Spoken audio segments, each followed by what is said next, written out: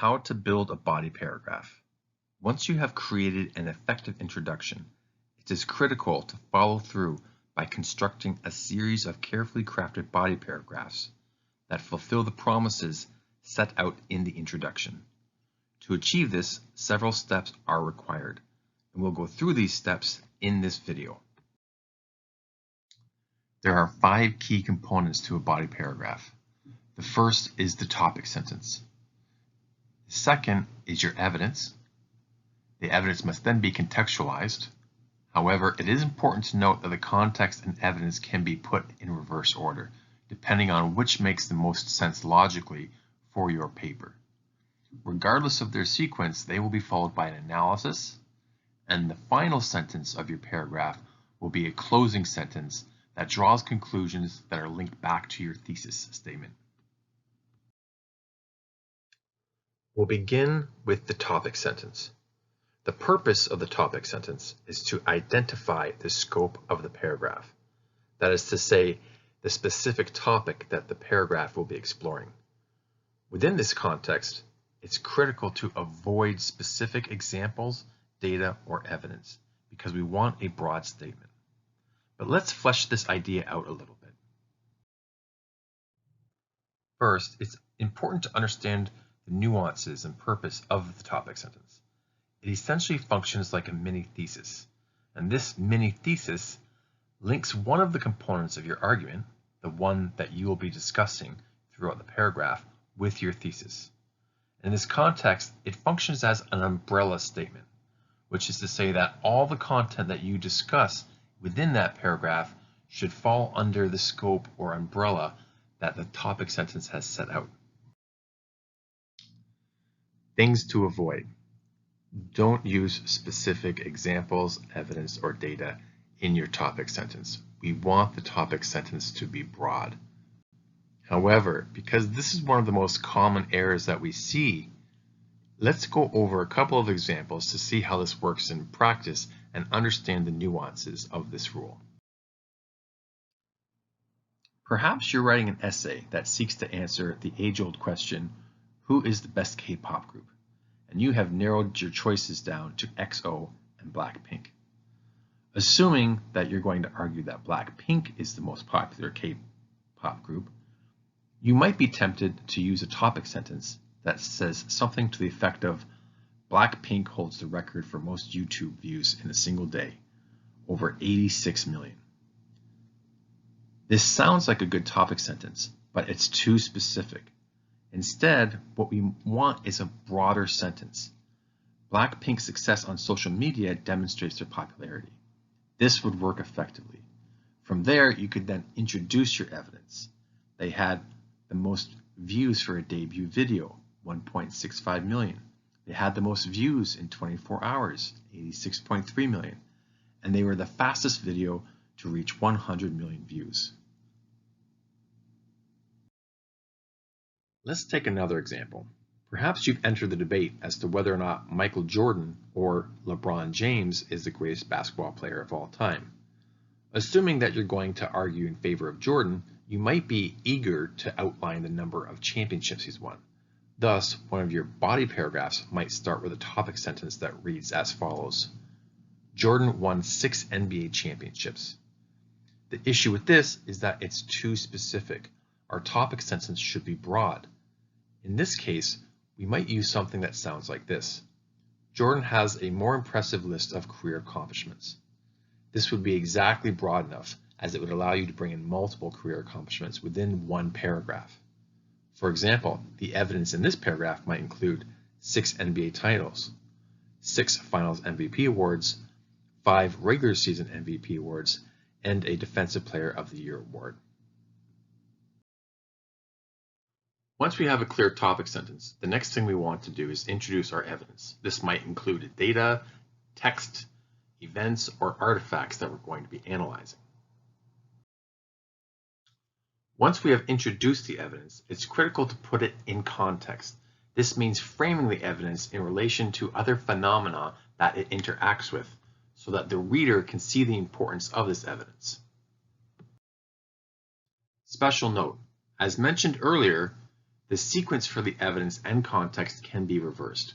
We might introduce the context before the evidence or bring it in afterwards, depending on what makes the most sense for our argument. To understand the nuances of this and how it can be applied, let's take a look at a couple of examples. Let's assume you are writing an essay about Jane Austen's Pride and Prejudice. You might introduce a piece of evidence that seems relatively innocuous.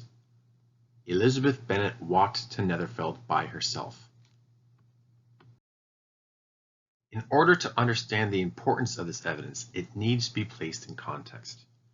At the time, it would have been uncommon for a woman to walk alone in public without a trusted male escort. Now the reader can understand why it was significant that Elizabeth Bennet walked by herself to Netherfield. Now we can begin constructing our paragraph. We'll begin with the topic sentence. Elizabeth Bennet challenged gender in a number of ways. Now we'll follow it with the evidence.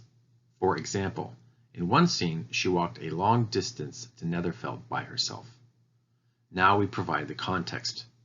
This was unconventional because, at the time, women were expected to travel with trusted male escorts. That was option A, but let's take a look at option B, where we bring in the context first. We still begin with the topic sentence. Elizabeth Bennet challenged gender in a number of ways. Now we'll bring in the context. At the time, women were expected to travel with trusted male escorts. Now we introduce the evidence. However, Elizabeth Bennet walked a long distance to Netherfield by herself. Both options can work. However, in this case, it seems more logical to bring in the context first, so that when the reader is introduced to this relatively innocuous piece of evidence, they have the context to understand its importance. But let's take a look at another example. Let's assume that you are an education major and you have been tasked with writing an essay about the importance of supporting international students in Canada's post-secondary schools.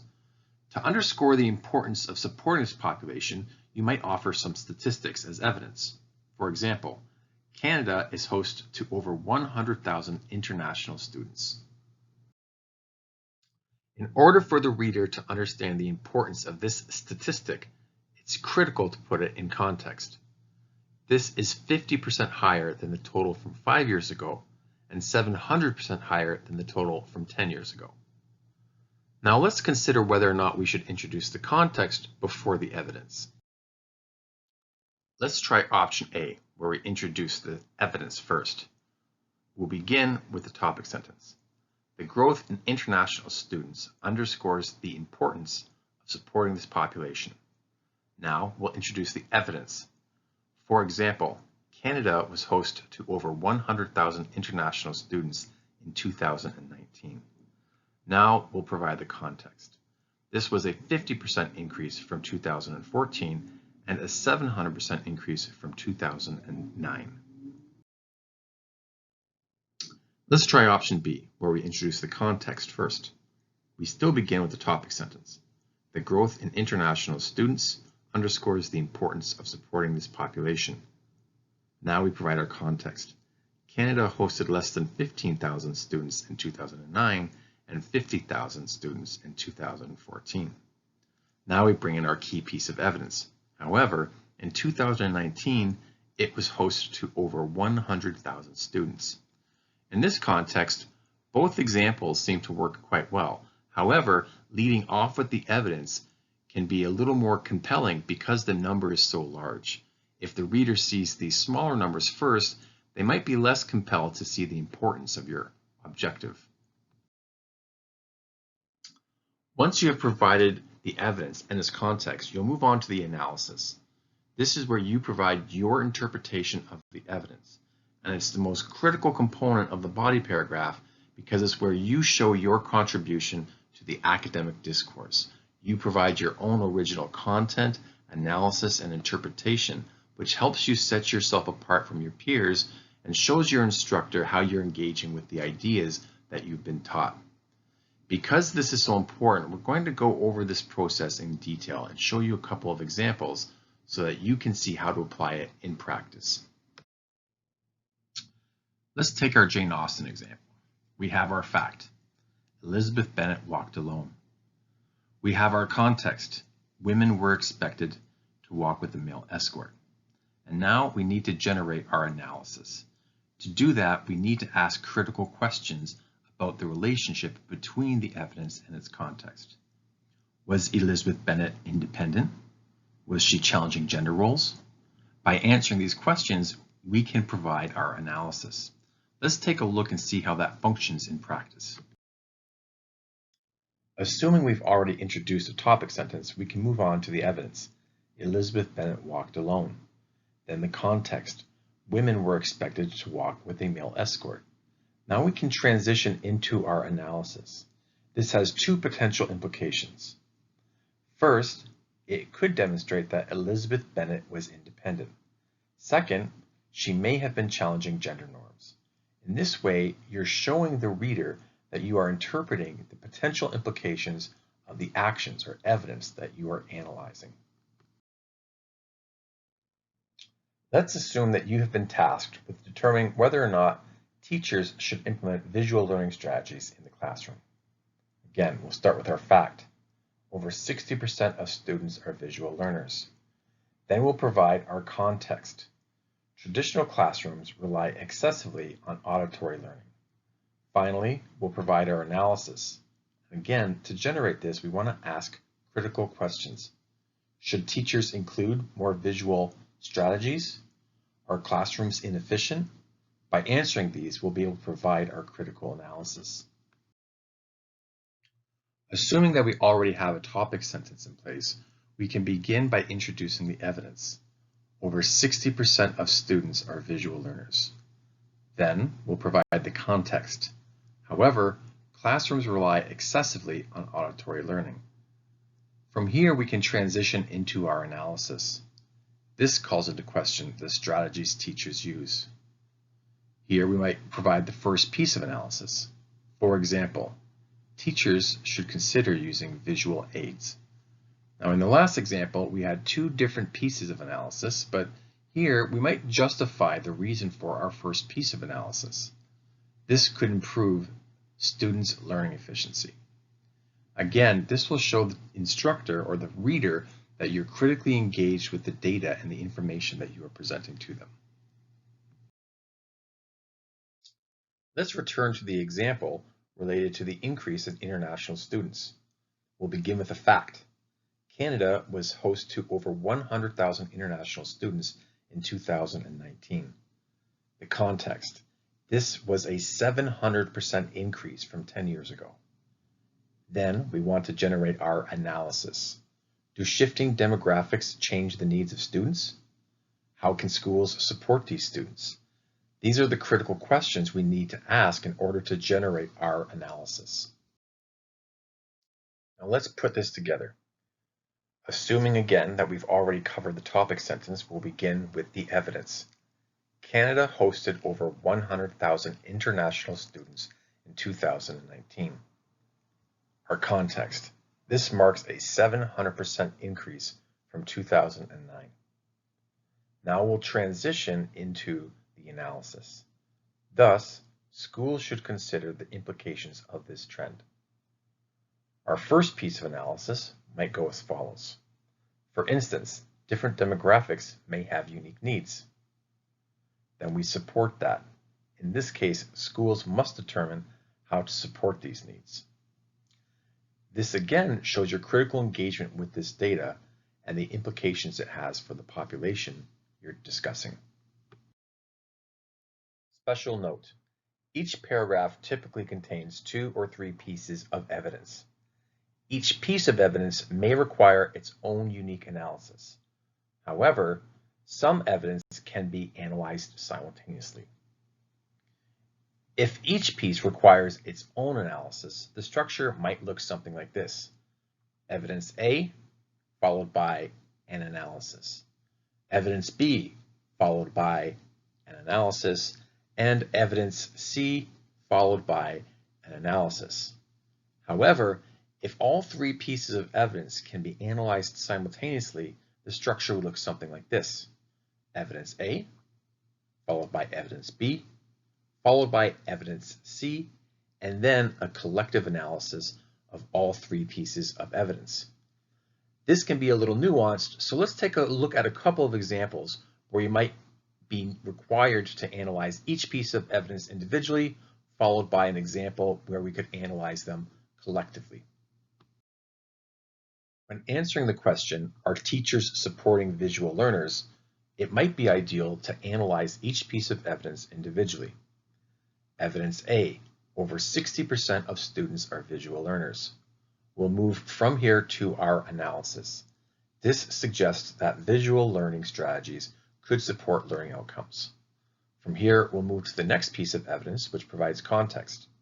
Evidence B, most teachers rely heavily on auditory learning. Here, we'll move over to an analysis of this piece of evidence.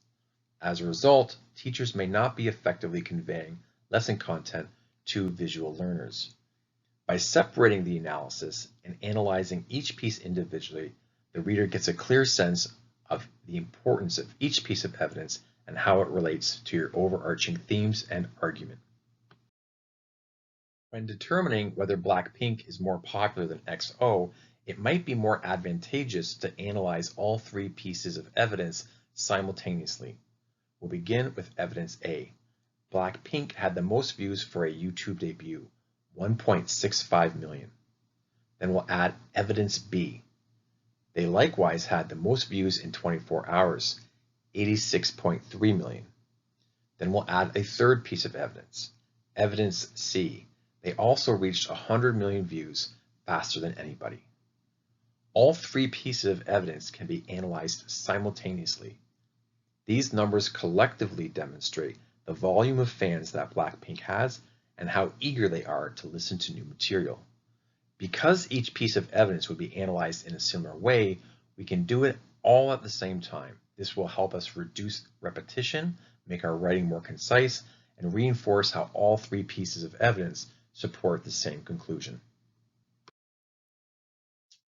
Once you've completed your analysis, you're ready for the concluding sentence. The purpose of the concluding sentence is to link your analysis to your thesis. This is critical because it shows how your analysis supports the argument that you set out to prove at the beginning of your paper. The concluding sentence often starts with signal phrasing such as thus, therefore, as well as hence or in conclusion. Let's take a look at how we can structure this concluding sentence using a couple of examples. Let's assume that you're writing an essay that sets out to demonstrate why college athletes should be paid. We begin with our topic sentence. College athletes should be paid because they risk their future earnings. Now we'll introduce our evidence.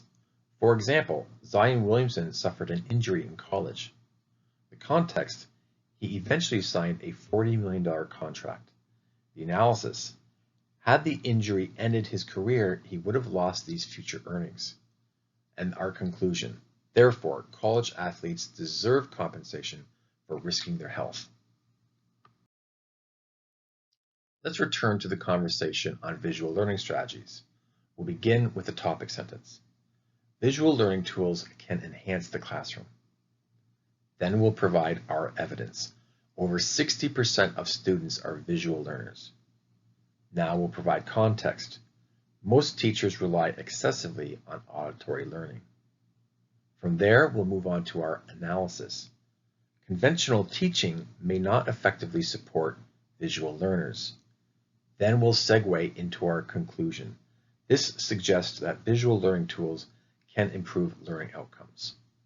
Obviously, this is a very basic structure, but in this context, we see how the conclusion links back to our initial argument.